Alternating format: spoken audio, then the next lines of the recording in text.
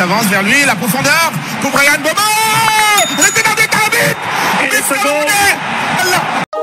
Tandis que les membres d'un staff bizarre étaient bloqués à l'entrée du stade parce qu'ils pensaient qu'ils sont des stars, le petit peuple, quant à lui, a fait carton plein dans les gradins du stade Rundiadja de Garoua pour vivre en grandeur nature la prestation des Lions indomptables. En effet, il est un peu plus de 16h58 lorsque l'arbitre malien est prêt à donner le coup d'envoi quand la caméra principale projette sur le grand écran l'image de personnalités devenues très célèbres auprès des Camerounais. On pouvait voir dans les gradins certains fan clubs de joueurs et même d'anciens joueurs, comme celui qui détenait une pancarte avec des cris « Églisien à vie ». Que voulait-il dire? De quoi parlait-il? Sans doute, les Camerounais sauront quel message il tenait à transmettre.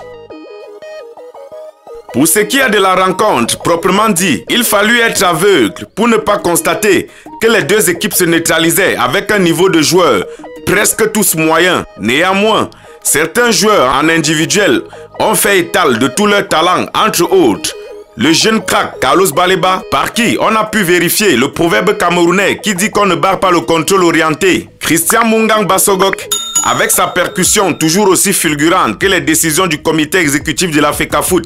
Jackson Tchatchoua, c'est décidément le Phil Collins numéro 2, rien à redire. Il serait sorcier de ne pas parler d'André Frank Zambouanguissa, l'organisateur, et ce serait un acte de terrorisme psychologique de manquer de coller un mot sur le désormais deuxième meilleur buteur de l'histoire des Lions indomptables, Monsieur Vincent Aboubakar, par qui l'unique but de la rencontre est passé à la 65e minute du jeu.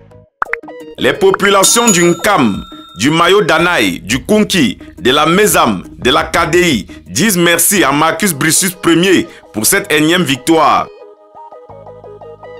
Ma voisine, Mabea, me charge de lui faire comprendre qu'il devrait penser à changer de position entre Bassogok et Mbemo et il aura un résultat offensif pareil à celui des beignets haricots délicieux dont elle seule détient le secret dans le quartier depuis plus d'une vingtaine d'années. Le banc de touche camerounais affichait complet. Il faut saluer la diligence ferme et maestriale de monsieur le gouverneur de région.